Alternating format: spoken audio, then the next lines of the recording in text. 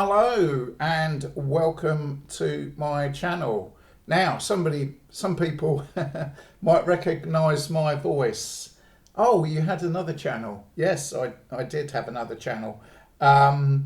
So what's this channel about? Well, I was a member in the London International Christian Church. I got recruited in April 2011, many years ago. And yeah, I and many other people who have experienced London International Christian Church, the one that was started by Kip McKean International Christian Church. Yeah, many people come to the conclusion that it's not a church, it's a, wait for it, cult. Oh, they love that word, cult. But yeah, so anyway, I was there for a few years, 2011 till 2013, 2014 roughly. Yeah, and yeah, I've concluded it's a cult. Others have concluded it's a cult. And since that time, I've actually been helping people understand how they got recruited, how they got indoctrinated. You know, people do tend to use the words mind control or brainwashed, or it's a thought reform program or indoctrination or stuff like that. It doesn't really matter the words you want to use, you know, but the one thing to learn that is unique about, excuse me, about Kip McKean type cults is they use this indoctrination process or Bible studies called First Principles. Yeah, and First Principles has been around since the late 1970s, and that's how they get somebody. That's how they get somebody. They'll put them through about a dozen Bible studies, and by the end of it, they will conclude that International Christian Church or Restored Church Worldwide is the only one true church, and you can't go anywhere else if you want to get to heaven, kind of thing. So yeah, I think that's one of the signs of a cult. They don't have fellowship with any other church. So yeah, that's what this channel is going to be about. So yeah, I did have other channels in the past. I said to myself I wasn't going to do this anymore, talk about cults, but I thought, why not leave a legacy online? Why not just leave a channel that goes through these Bible studies, explains how people get recruited, and explain how to get people out of cults, because that's what you want. If you're watching this channel, I'll assume you are either a curious member that's thinking, have you been brainwashed? What is brainwashing? What happened? You know, I don't believe these people online, but I'm going to have a look anyway. Or you might be a friend of somebody who has ended up in London International Christian Church or something similar. New York, Miami, LA, wherever. They're all around the world. It's not a particularly good group. It's not a particularly big group. You know, it's not like the size of the Mormons or Jehovah's Witness or, I don't know, Shincheonji, I think that's what you call it, or Scientology. It's not a big cult, right? But it uses a lot of the same techniques that the bigger cults use. And we're going to get into that. So I want this channel to be a sort of legacy, a sort of, I'll make however many videos I feel like making to explain it, and just kind of leave it up here and sort of walk away. But I mean, if you leave a comment, I will look at the comments. what I used to do, and I have decided to stop this, in terms of exit counselling, some people call it deprogramming. I'm not going to be travelling around meeting people at cafes and do the one-to-one. I'm not going to do that anymore because, yeah, one of the reasons I decided to sort of not be a exit counsellor anymore is, yeah, I mean, I've been exit counselling people since, I don't know, 2013, something like that. It's 13 years, you know, and yeah, I just want to do something different. And that doing something different is um, going back to, you know, trying to get some kind of career going. Me and a friend, we want to start a company related to electronics. We've been saying this for years and years that we're going to start a company and we're going to. It's like Rodney and Del Boy from Only Fools and Horses. This next year, Rodney, we're going to be millionaires. So yeah, I mean, it's been a bit of a sort of pipe dream for years getting this company up and running, but that's what I want to be as my primary focus is start a business. I mean, I have applied for so many jobs, but you know, I've had health issues, so can't get like a full-time job. No chance, but doesn't stop you starting a company, does it? You know, there's a lot of people who, because the way things are, you know, with IT, things have changed. I like AI. I use AI every day. I use Google AI, I ask it questions, and it's really good. I have used Sora too. I found that really fantastic, really funny, making funny little videos with Sora too. But you know, sometimes you just have to think, right, I've got to get my act together here. Let's actually build a career, build a company, get on with life. But recently, I have been looking on YouTube, and you know, there's not a lot of resources explaining how Kip McKean cults do what they do, as in resources that actually tell you what you need to know. As in, you could watch a series of videos on this channel, and then you will be enabled and able to get somebody out of a cult like International Christian Church or RCW. So I'm putting it all out there.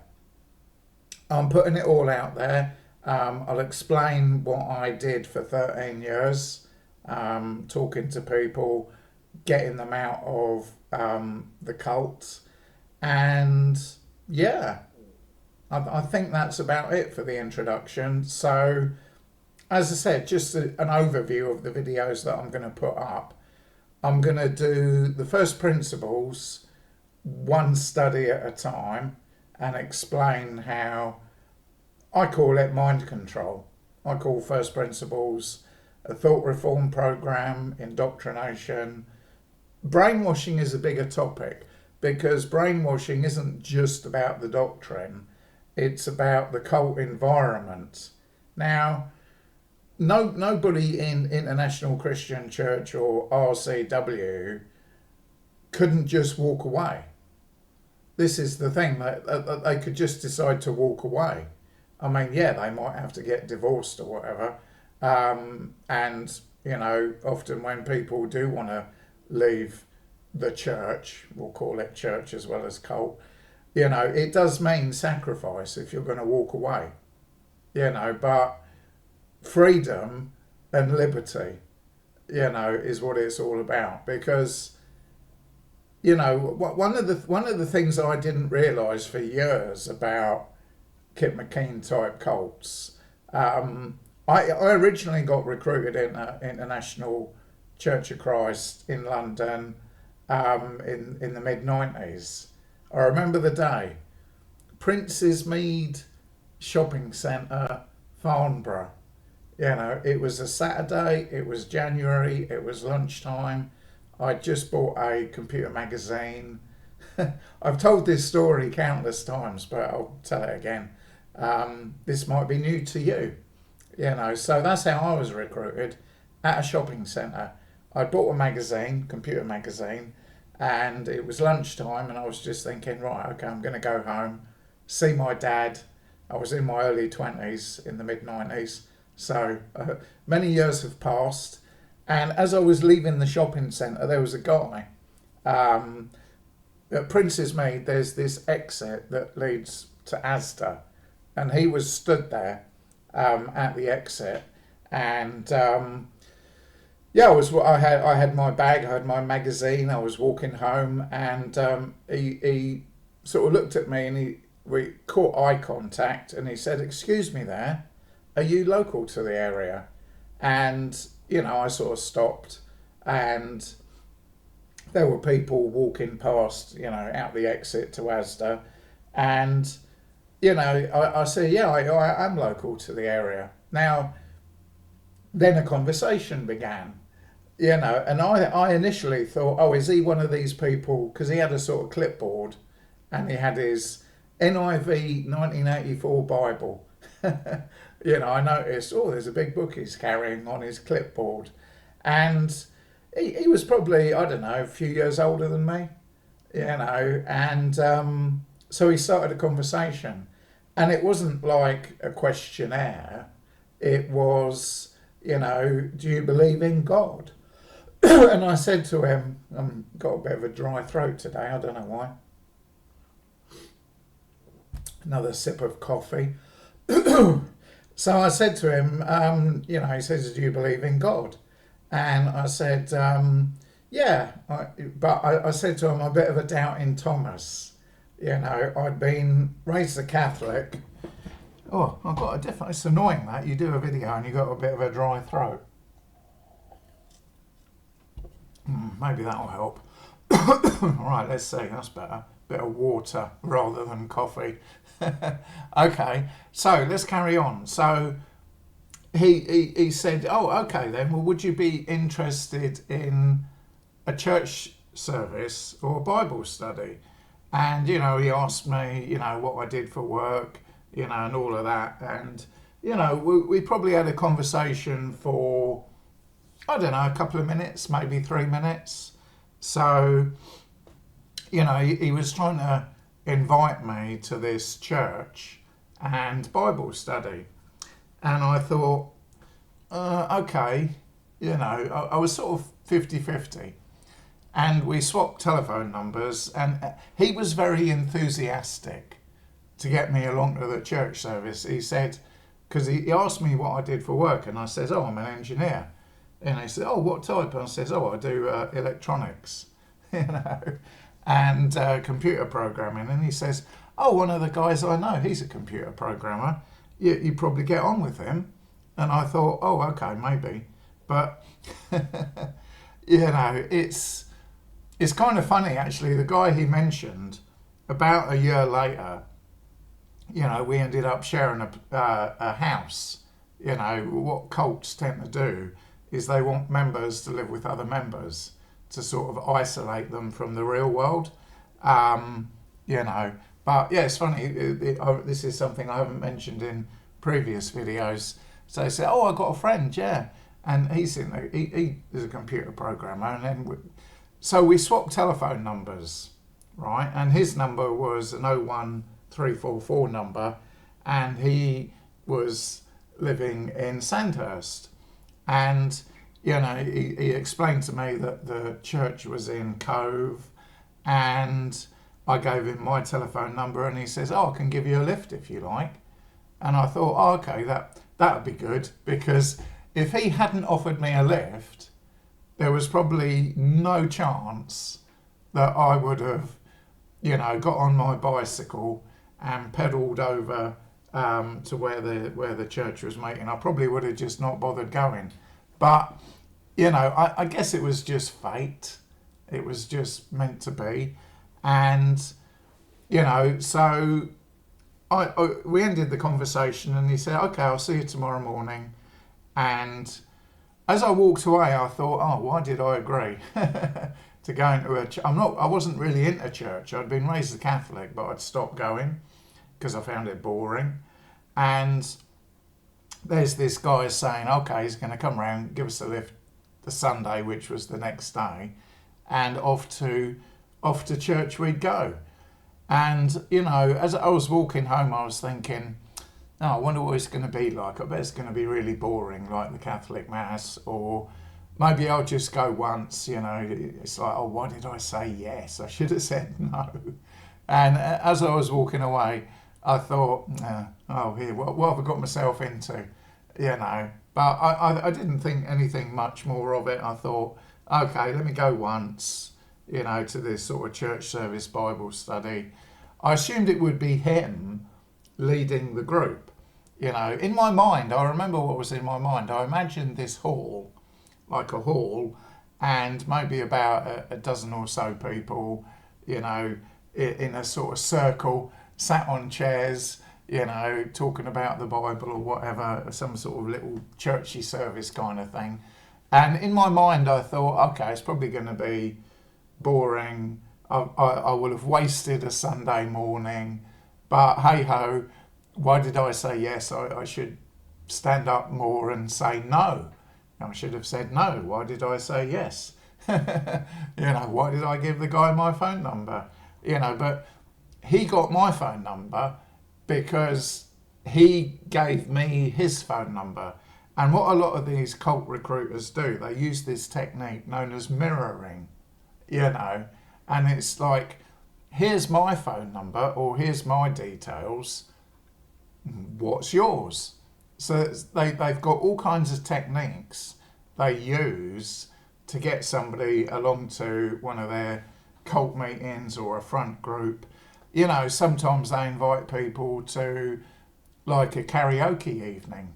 You know, do you want to come along to a church karaoke evening? They might not even use the word church. You know, a lot of cults will use a front group. One of the cult experts that I often refer to, Stephen Hassan, I think he was met at university by 3 good-looking Korean women. And he thought, well, maybe you get a date or something. And they were inviting him to some sort of front group. But one thing with these cults, typically, another red flag, is they probably won't use the name of the group, right? So this guy, it was the mid-90s, right? There wasn't much internet around. People really sort of didn't have mobile phones. It was, you know, what's your phone number is what's your landline.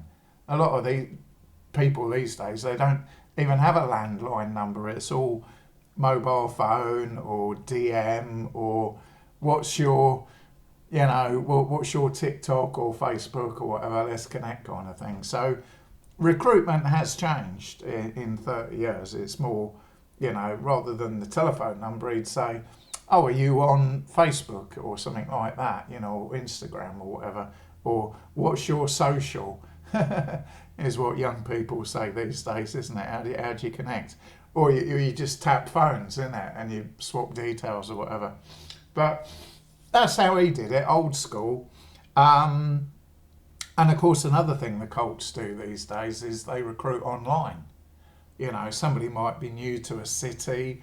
They might think, oh, okay, let me see if I can find a church or some people, you know, to sort of socialise with.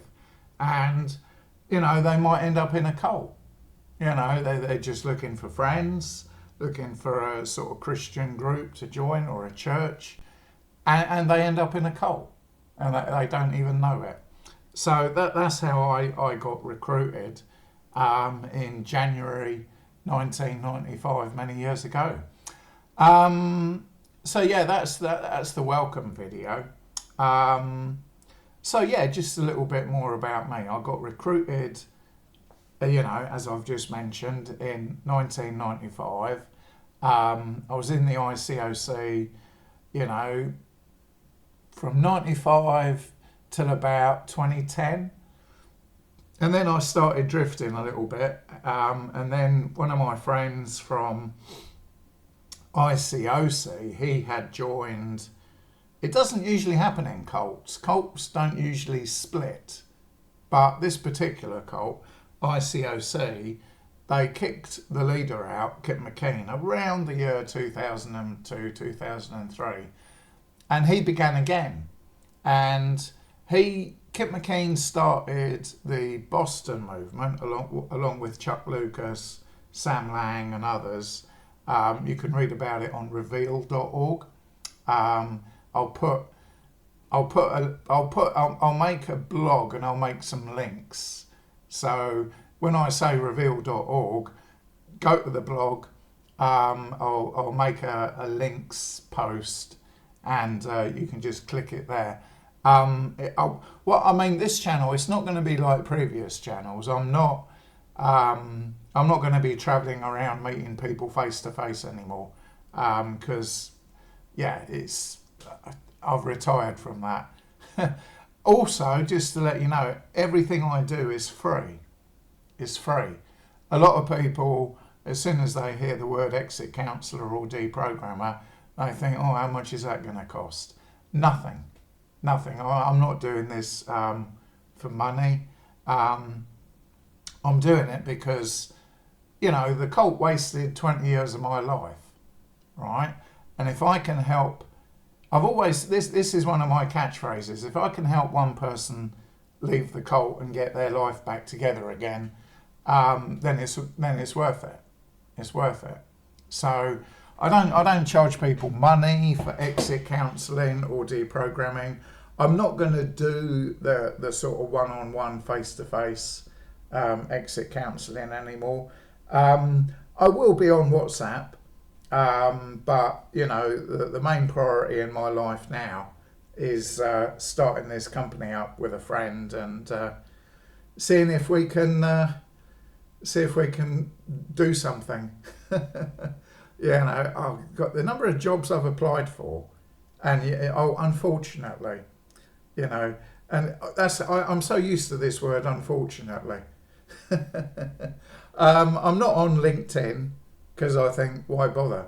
I haven't got a job. I haven't had a job, actually, since, goodness me, 18 years ago, 2008, because of health issues, right?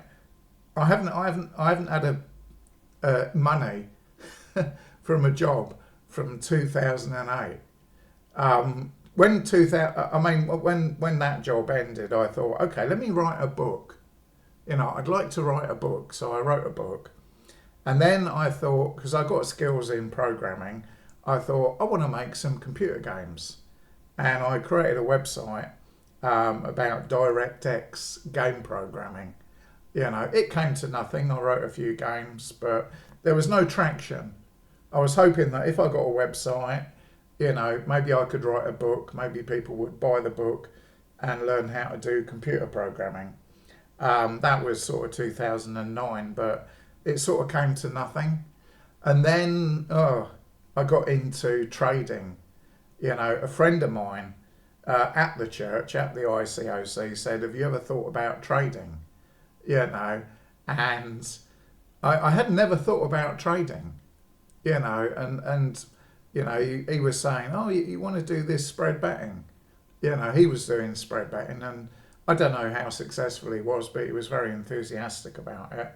So I opened a couple of spread betting accounts, with two of the biggest brokers in the UK.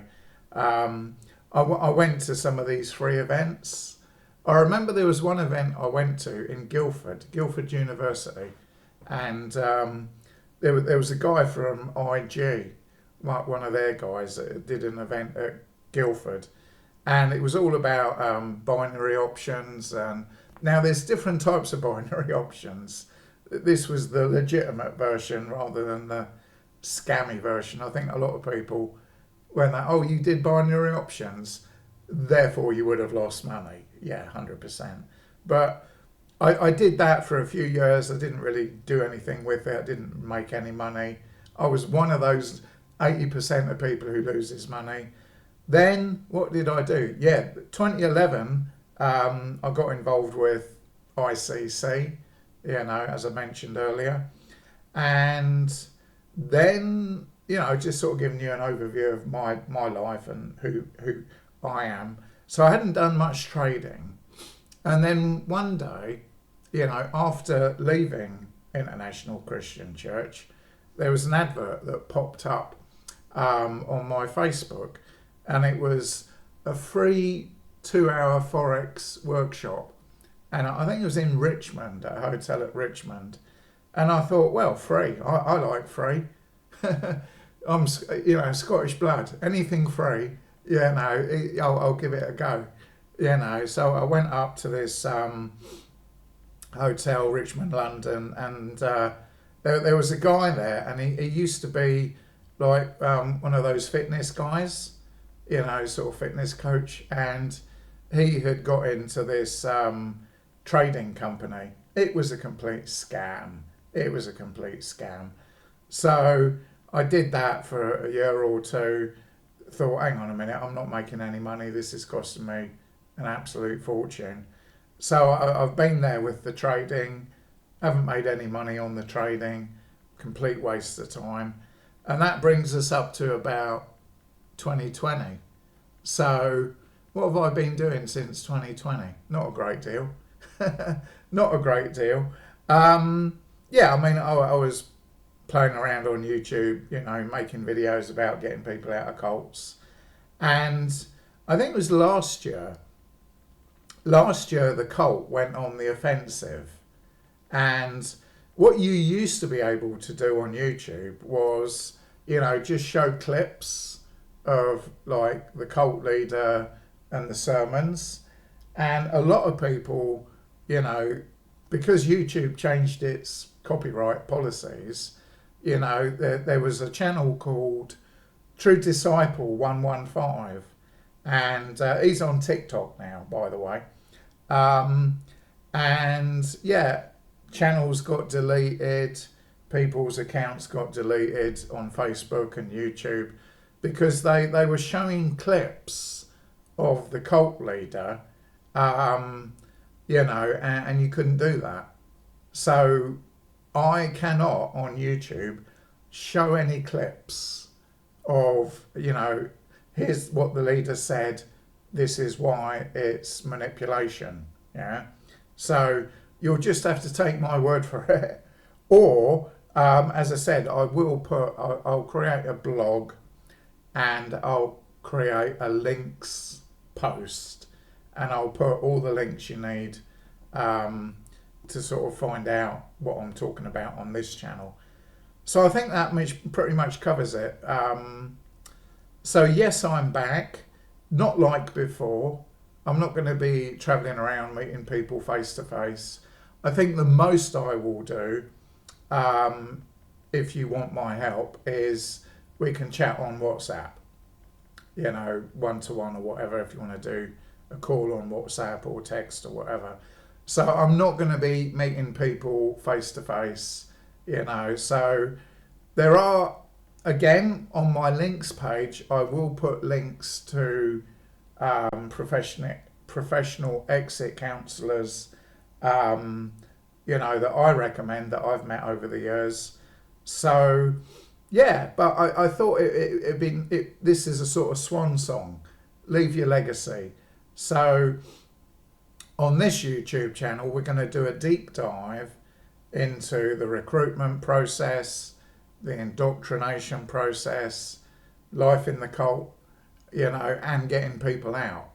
Now, the good news is if you know somebody in a cult, like London International Christian Church or whatever, the good news is that most people, they will leave by their own decision. Even if they've never seen a YouTube video about their cult or never read a book about brainwashing or whatever, they will usually leave because they see hypocrisy or double standards in the group. Now, these cults will say, oh, don't listen to all these online persecutors. Yeah. But they love it, really, because what they do is they'll say, oh, these people who come on YouTube or TikTok or wherever, or Facebook, that talk bad things about the cult, therefore we must be godly, because anyone who's persecuted is godly. 2 Timothy 3, right? If you're being criticised, you must be right, which is a fallacy. You know, you must be right and you must be godly if there's people on YouTube talking bad about the group. But you could explain, you could say that same logic, because the cults will have a go at people online like me.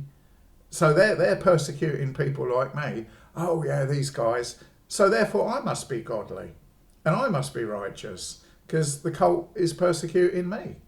Or, you know, these other cults that get persecuted and called a cult, well, using that same logic, they must be godly and they must be righteous because they're getting persecuted. So cults use a lot of clever phrases like, if we get persecuted, therefore we're godly.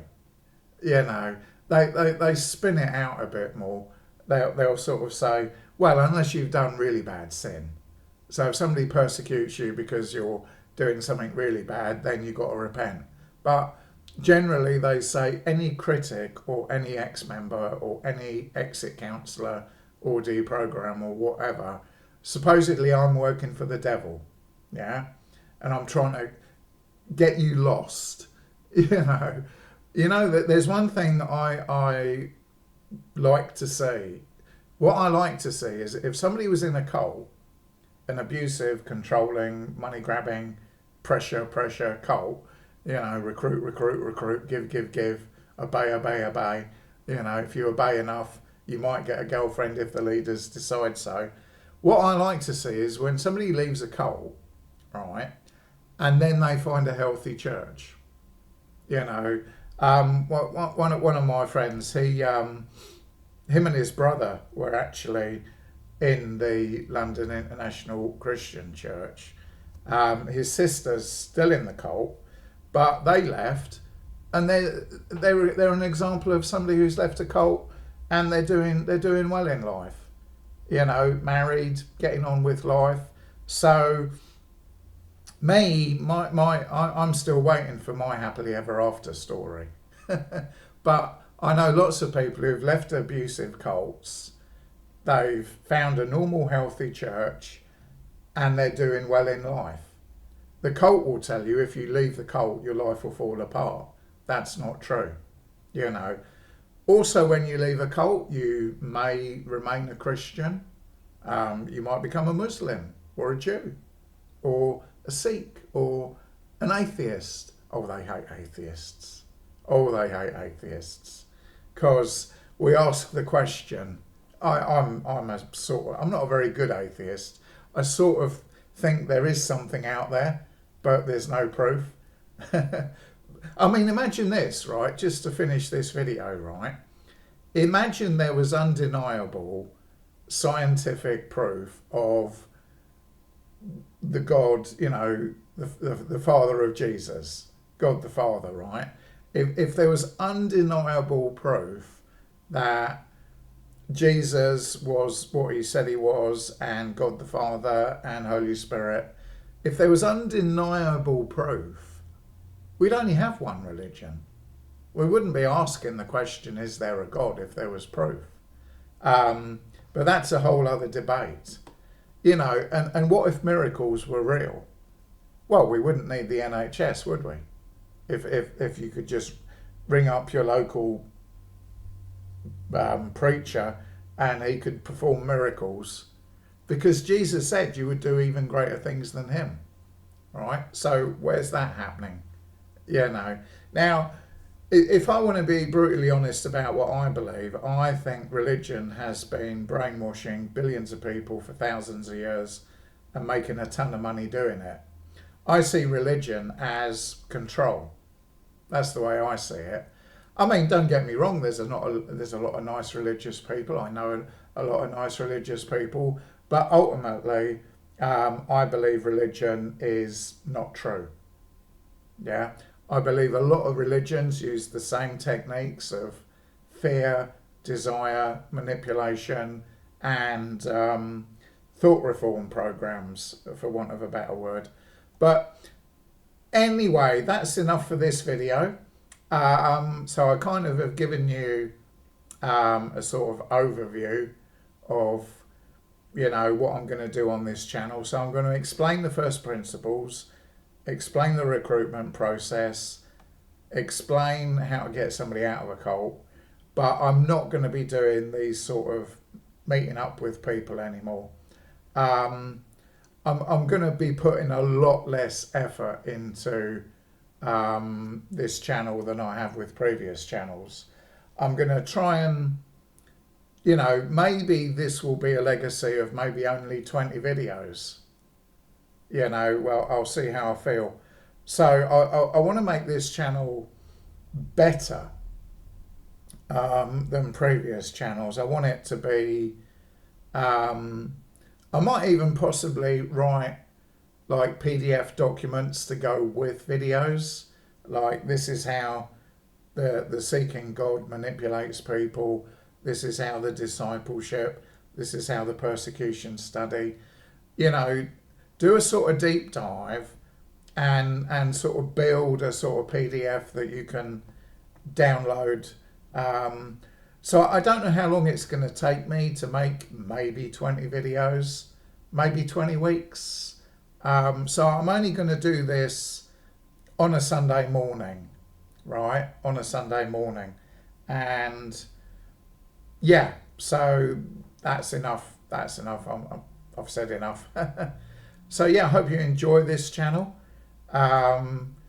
It's the old usual, like and subscribe to make it, appear more on YouTube, and comment as well. So yeah, I'm back, but I'm not back as in, making videos a lot. I've got goals for this channel. Maybe 20 videos, maybe a PDF you can download, and a blog with some links on it, and that's about it.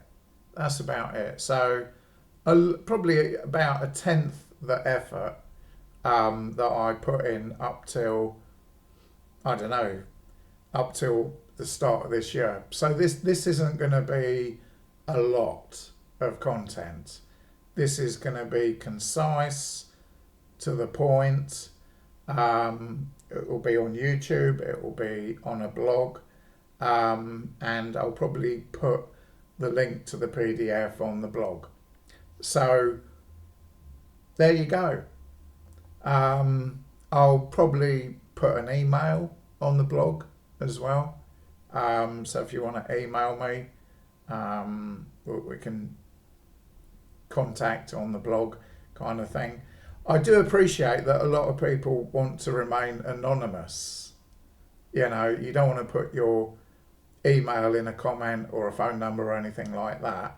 So I will have a point of contact on the blog where you can send me an email, and everything is confidential, obviously. Everything anyone says to me is 100% confidential, and everything I do is free. So there you go. You can't ask for more than that, can you? I mean, it's like exit counsellors. I think they're about like £100 for a session or something like that. 2 hours. But yeah, because of my health issues, I can't get any kind of master's degree or PhD or I've got a certificate in this, that, and the other.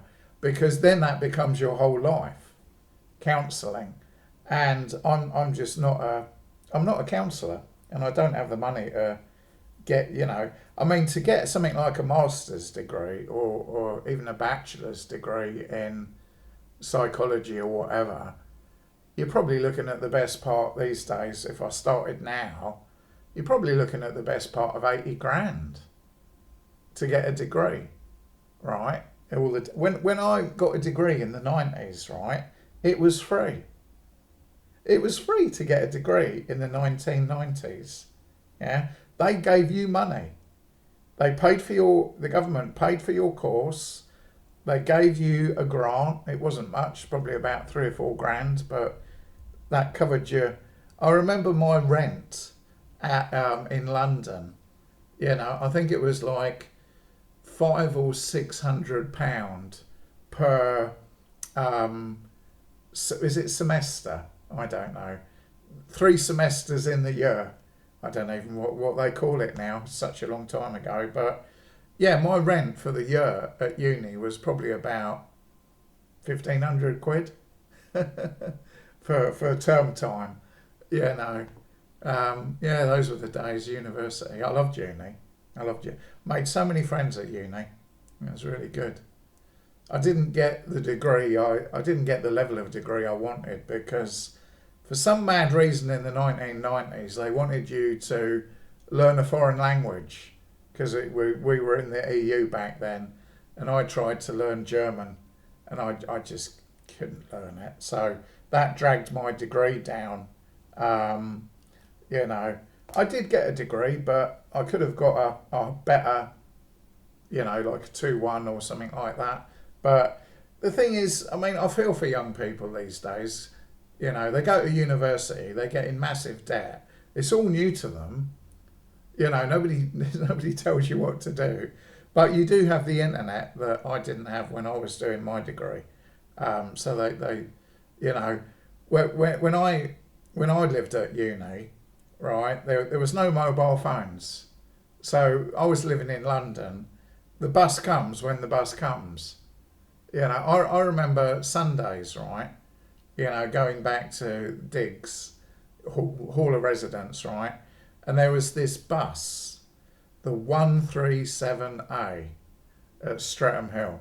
And I remember getting off the train at Streatham Hill, right? Up to the 137, I think it's the 4 something now. And I might be at that bus stop for like 45 minutes waiting for a bus, you know. And you dare not leave the bus stop because then the bus will come. You know, the 137A. I remember that bus. Yeah. And this was in the days, I love these old slam door trains. I miss the slam door trains. The old class 413s. Yeah, no, was it 423s? I remember there was one train that was really posh. The class 442. That was a train. That was a train. It was like a sort of intercity type train, but it was on, well, it was on the, yeah, not intercity. Class 442, brilliant train that was. Nice comfortable seats, not like the awful 387s and 800s you get these days, like sitting on a metal bar. Yeah, I don't even use the trains these days because they're so bloody uncomfortable. Anyway, why are we talking about trains? So there you go. I hope this channel is useful. I hope it helps somebody out there, get somebody out of a cult. That's what it's all about. But it's not going to be like the channels I've done before. I'm not going to be putting up videos like every other day kind of thing, giving you the latest news, you know, on what the crazy cult leaders are doing in the ICC or RCW. It's not going to be, you know, it's not going to be like daily updates. Oh, did you hear about this? Did you hear about that? No. It's probably going to be about 20 videos, very focused on how they recruit people, how they indoctrinate people, what life is like in the cult, and how to get them out. How to get them out, because that's the goal, getting people out of the cult. Whether they go to church afterwards, whether they become an atheist, it's not about controlling people. People should be able to do whatever they want to do. Yeah? Just do it. It's your life, live it. Why waste your life doing the bidding of a con man behind the pulpit? You know, I got conned for 20 years. I thought it was about God. At the end of the day, I realised they couldn't even prove God existed. You know, so it is what it is. 44 minutes, well, this is a long one. So this is the video for today. You know, I might possibly do a short introduction video to the first principles. So yeah.